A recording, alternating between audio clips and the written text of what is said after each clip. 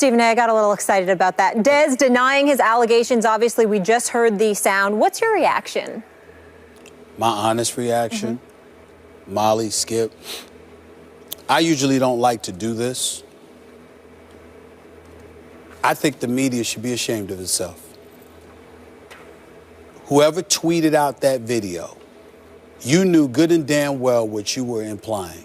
You were implying that while Ricardo Lockett was on the turf, motionless, potentially paralyzed for all we know, that Dez Bryant, whatever you read from his lips, whatever you said, I don't care what he said. You know, when somebody said, well, that's what you get or whatever the case, unless you know definitively that he is talking about Ricardo Lockett to create a stir where there could be a question about a football player literally mocking a guy on the field, laying motionless for minutes. We don't even know if he were paralyzed or not. To attach that to Dez Bryant and put him in a position where he has to go out there and defend himself off of that, I just think, you know, this industry is getting to a point where it could be disgusting sometimes, if we're going to be real honest about it. Bruce Irvin, for the Seattle Seahawks, tweeted that Dez was yelling at the officials the whole time. And we get all of that. But all I'm saying is this. Even without knowing all the details, here's what I mean by when I'm going off about the media right now, and I almost never do this. But I got to be absolute 100% proof positive that that's what you said and that's exactly who you were talking about in order to just put that light out there, to shine that light on another player. These guys go out there, we report on them, we ain't playing the NFL. Yeah, I'm going to talk about you if you're playing like garbage, just like I'm going to talk about you if you're great. But if it's something along this line where you, listen, Ricardo Lockett's in the hospital in Dallas. He hasn't gotten home yet. His family is with him. I got a text from one of his friends this morning that said Marshawn Lynch has been by his side. He refused to leave with the team. He's been with them all night long. You got people worried about this brother and what's going to happen to him. And to sit there and to put Dez Bryant in a situation where he is literally being accused of mocking this guy or saying whatever, that's what you get or whatever the case may be. And they're saying that he meant that towards Ricardo Lockett. And then you got reports talking about how, well, you know what, he meant it because of some hit that Seattle, blindside hit that Seattle did, you know, 3 years earlier or whatever. It's like, what are we doing? What are we doing? I mean, look, I don't know exactly what Dez said. I didn't read his lips, okay? And yeah, I'm not there per se. But neither are those reporters who tweeted about it and threw out that video to imply that this is what he meant. And the fact that just based on conjecture, you got an NFL player literally being accused of mocking a guy that's sitting on a turf motionless and potentially paralyzed, at least at that moment in time, because that's what I was thinking. I just think it's sad. It's not I think fair. it's sad, and I don't think it's right. I don't think Dez Bryant did that. I don't think he would do that. I don't think Dez Bryant would do that. But whether he did or not, the point is, unless you are definitively and absolutely sure, that is not something you should be speculating about.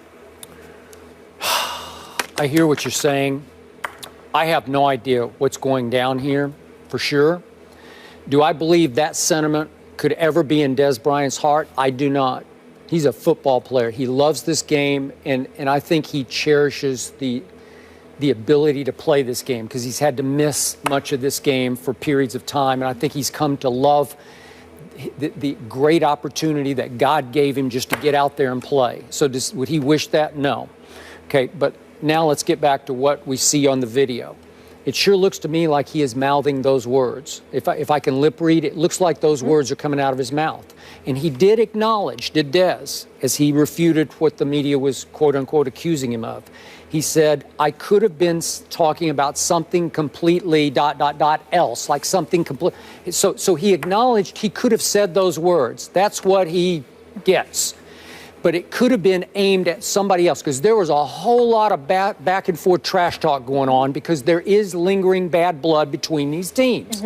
And I'm sure some of the Seattle players were not happy with this Heath kid who laid out Lockett as a Cowboy special teamers, even though I thought it was a brutal but a legal hit. It did draw a flag. That's fine with me. It's almost like just on principle it deserved a flag, not by the letter of the law. This is a violent game that's going on out there. We know this. And the most dangerous time is on punt returns. No longer kickoff returns. They've sort of legalized some of the, they've sort of taken some of the brutality out of kickoff returns. But on punt returns, bad stuff can go down. And it did, and God bless him. I hope he's okay. It sounded like he was going to be okay, that he just wound up with a concussion. Yeah. But I don't know if Dez got caught up in the moment defending his teammate, and they're going back and forth. I don't know. The comment could have been aimed at somebody else. That's what he gets, meaning Agreed. Who knows? That's what Richard Sherman gets, or Earl Thomas gets, or who knows who we know Dez. He plays with such emotion, such passion, such rage to win. His emotions could spill over, and it was directed at somebody else as he's trying to defend his teammate who delivered the blow. So I don't know what it was, but I don't believe that's in Dez Bryant's heart. I just don't. But it looks bad on the surface because it looks like he said that at that moment. But let's also understand why it looks bad. Skip Bayless, these aren't bloggers that just tweeted out something or saw something on their television screen, clipped it with their camera phone, and then went from there, and it's on Twitter or something like that. These are journalists who were at the game who tweeted it out, according to the reports anyway. I'm saying that you have a responsibility. But they didn't make it up. Yeah, but it's not a matter of making it up. You have a responsibility to at least go down there and ask this man the question before Absolutely. Have context. and have context before you just tweet it out for the world. And all of a sudden it gains momentum to the point where Dez Bryant gets back in the locker room and he's hearing all of this stuff. The guy who tweeted out wasn't at the game. I'm pretty sure he's from Houston, right? I don't know. Fox 26 in Houston. I didn't know. I think he posted it just off. He's just using off the. He took the footage off the broadcast. Right. Okay. All right. So they're reacting. The reporters at the game are reacting to what they saw. Anybody could have seen it. Anybody could have pulled it off. We all saw it. I saw it on TV. Yeah. I saw it on TV. But what I'm saying to you is that it's unfair that he walks into a locker room and rather than just ask him the question, he has to fight off accusations. That's entirely different. Asking somebody what went on at that particular moment, what were you saying, et cetera, is entirely different than somebody walking into their locker room, being in front of the media, and having to fight off accusations. You and I both know that half the battle, most of the time, half the battle is fighting off one's interpretation than fighting off facts. And when you have to walk up in there and you're confronted by those accusations that somebody would literally sit up there and say, you know what, that's what you were doing. It looks like that's what you were doing. That's pretty bad. That's pretty bad, is all I'm saying. The media is not out of bounds to ask that question. I'm not saying they're out of bounds to ask the question. I'm saying they're out of bounds to sit there and paint a picture as if he is guilty of something that he has to refute. We didn't know. We didn't know what he was saying. And Bruce Irvin had to go out there in the tweet and basically say, again, he wasn't talking to us. He was talking to the officials. I'm saying asking the question and being blind and just wanting to know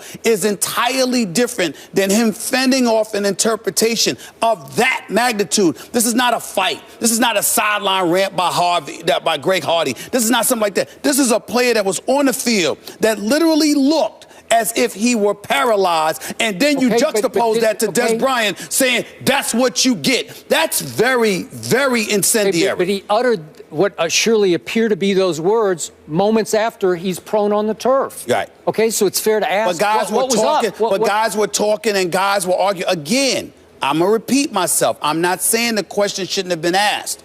I'm saying he wasn't just being asked a question. He was fending off accusations. Well, you know what would have been nice? If Dez had just said, hey, I know that looked bad, but I was talking to Bennett or whoever it was. I got that. I got that, and that's fair. But at the same time, a lot of times we anticipate and expect athletes to communicate in manners that we would when they're just not capable at it, particularly when you're in the heat of the moment. All I'm trying to say is that it's not about even the accusations that he had to fend off. It's about the fact that it's those specific accusations. If it's something far more innocuous, that's different. But when you sit up there and you have to fend off accusations that you literally were saying that's what you get about a guy that could have been paralyzed on the field, it's just something that, to some small degree at least, is a bit inhumane when you don't take into consideration the kind of way that can sully somebody's name. In the history of this very violent sport,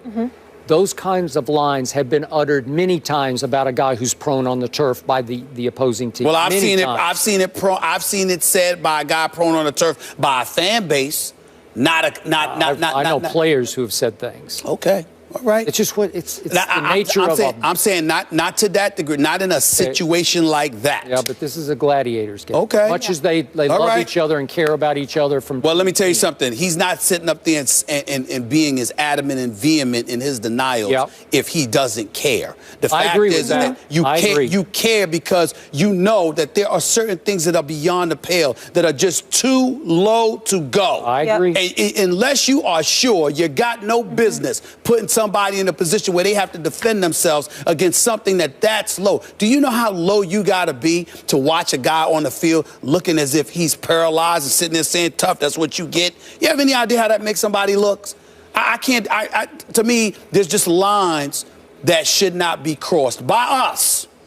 And I think in this particular case, it was. To use RG3's term, maybe a victim of clickbait? We don't know. It was a tough day for game